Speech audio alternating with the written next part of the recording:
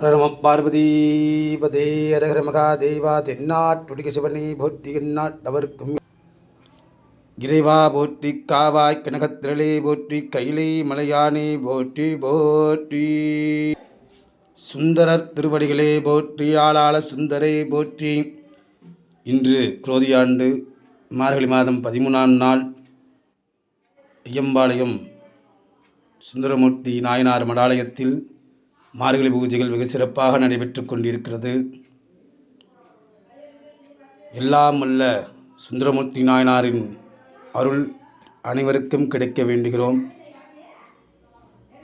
இந்த காணொலியை காணும் அனைவருக்கும் எல்லா வளமும் எல்லா நலமும் கிடைத்து எந்த ஒரு நோய் நொடியின்றியும் பேரானந்த பெருவாழ்வு வாழ சுந்தரின் அருளை வேண்டுகிறோம்.